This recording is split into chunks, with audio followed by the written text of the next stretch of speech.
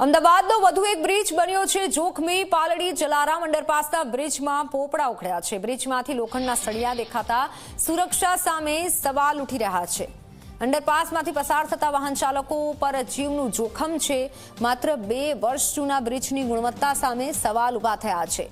સળિયા અને નુકસાન છુપાવવા માટે પ્રશાસને રાતોરાત ડામર પાથર્યો। આરસીસી બ્રિજ ઉપર ડામર પાથરી બુદ્ધિનું પ્રદર્શન કર્યું। ચોમાસા પહેલા જ બ્રિજની સ્થિતિને લઈને લોકોમાં ચિંતા વ્યાપી છે। મેટ્રોની જવાબદારીમાં આવતા અંડરપાસમાં ભ્રષ્ટાચારનો આરોપ ઉઠ્યો છે। સળિયા અને નુકસાન છુપાવવા માટે જાણે પ્રશાસને રાતોરાત ડામર પાથરી દીધું। અમે આપને દ્રશ્ય પણ બતાવીશું। આજે બ્રિજના આરસીસી બ્રિજ પર ડામર પાથરી બુદ્ધિનું પ્રદર્શન કર્યું છે। આ દ્રશ્યો જુઓ કે જ્યાં લોખંડના સળિયા પણ દેખાઈ રહ્યા છે। સુરક્ષા સામે સવાલ ઉઠી રહ્યા છે।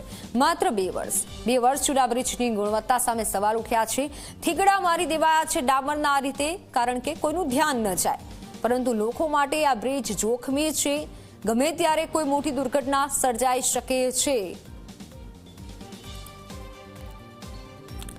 માત્ર 2 વર્ષમાં સળિયા દેખાવા લાગ્યા છે। 2 વર્ષ જૂના બ્રિજની ગુણવત્તા સામે હવે સવાલ ઉઠી રહ્યા છે।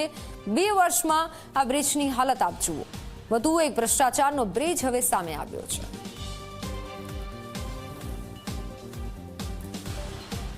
શહેરમાં કરોડોના ખર્ચે અંડરપાસ અને ઓવરબ્રિજ બનતા હોય છે અને વારંવાર તેમાં બેદરકારી પણ સામે આવતી હોય છે। વધુ એક અંડરપાસ એ જ રીતે બેદરકારી સામે આવી છે કે જ્યાં પાલડી મેટ્રોની નીચે જે અંડરપાસ બનાવવામાં આવ્યો છે, હજી માત્ર 2 જ વર્ષ થયા છે અંડરપાસ બન્યાને, અને અત્યારે આ અંડરપાસની સ્થિતિ આપ જોઈ શકો છો કે જ્યાં સળિયા દેખાઈ રહ્યા છે।